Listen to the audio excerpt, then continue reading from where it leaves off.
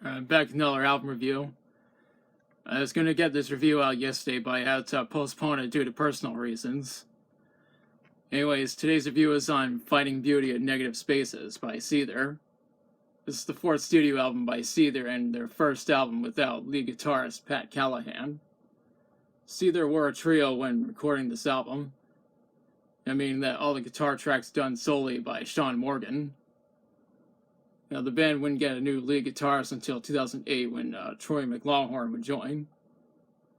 The album was recorded in 2006 and 2007 at Bay 7 Studios in Valley Village, California, and Sparky Dark in Calabasas, California. It was produced by Howard Benson, who was also working with various other rock and metal bands such as Motorhead, Sepultura, Creed, Dead by Sunrise, Art of Anarchy, TSOL, Body Count, My Chemical Romance, and various other artists. I'd also like to add the fact that Howard Benson is one of my favorite music producers. Ross Peterson was the co-producer. Chris Lord-Alge did the mixing. And Mike Plotnikoff and Hatsukazu Inagaki were the engineers. The album was released on October 23rd, 2007 on Wind Up Records. The songs touch upon hard rock, alternative metal, and post-grunge. Now let's talk about the songs. This album starts with Like Suicide. Just to be clear, this is not a cover of the Soundgarden song on the same name. Given the fact the lyrics are completely different. Wind Up Records didn't want the songs to be included, but it still made it onto the album. Regardless, this is a good song and we're only getting started. After that is Fake It, which was released as a single on August 28th, 2007. A music video was made for the song. There's going to be a link in the description.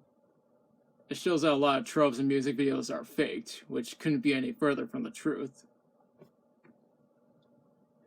The next song is Breakdown, which was released as a single on August 9th, 2008. Sean Morgan mentioned that the song is about his ex-girlfriend, Amy Lee, and he didn't expect the songs to become so popular. I'll include a link to the music video in the description. And it's the first Seether video to feature Troy McLawhorn. Up next is FMLYHM, which stands for Fuck Me Like You Hate Me. This is one of the heavier songs on the album, and I believe it's the one that has the most uses of the word fuck. Next up is Fallen. It's about Sean Morgan's experience in dating a model and being exposed to model culture against his will. He followed up with Rise Above This, which was released as a single on February 19th, 2008.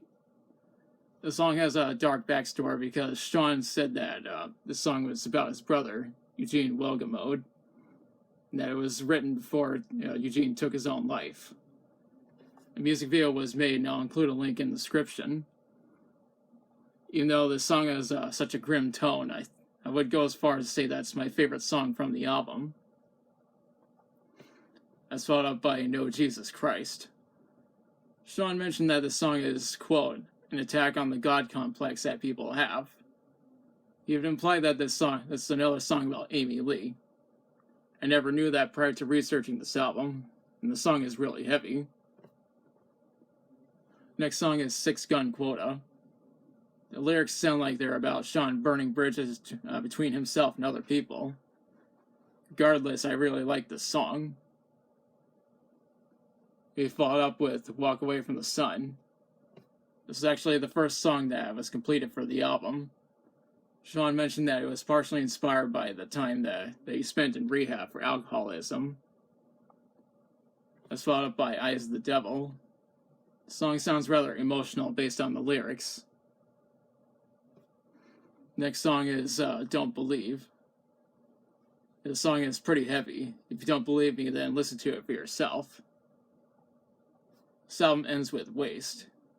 Just by listening to this song, I think it's the perfect song to end the album with. What I should mention is that this album was re-released in 2009 with bonus tracks. One is a cover of Careless Whisper by George Michael.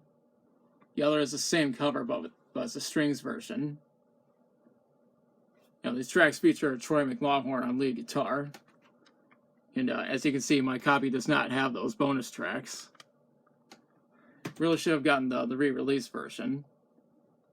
The original version of Careless Whisper is a good song, but I have a personal bias towards the cover by Seether. This cover was released as a single on March 10th, 2009.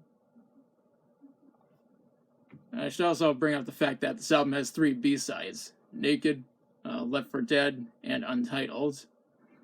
These songs were later featured on Seether's Greatest Hits album. More on that in a future video. When doing my research, I read that this album peaked at number 9 on the US Billboard 200, number 4 on the US Top Hard Rock Albums, and number 5 on the US Top Rock Albums. It was also certified gold in Canada and South Africa by selling 50,000 copies in Canada and 20,000 in South Africa. It was also certified platinum in the US by selling over 1 million copies here. It comes from what the critics said. They mostly gave this album negative reviews. And the album has a 39 on Metacritic, which is fucking bullshit. At least Billboard, Blog Critics, Pop Matters, and Q had the decency to give this album positive reviews. As for the other critics, those hipsters are full of shit. As for my opinion, I think this is a pretty good album. It may not be as good as the previous albums by Seether, but still enjoyable nonetheless. Besides, it was produced by Howard Benson, who I mentioned is one of my favorite music producers. I recommend checking this album out. Now is the part where I question you. Have you listened to Finding Beauty in Negative Spaces? If so, what are your thoughts on it? What's your favorite song from it? Do you think the critics are full of shit for giving this album negative reviews? Let me know in the comments. If you liked the video, be sure to like, share, and subscribe. Be sure to press the notification bell to be notified of future uploads. Thanks for watching. I'll be back soon with another review.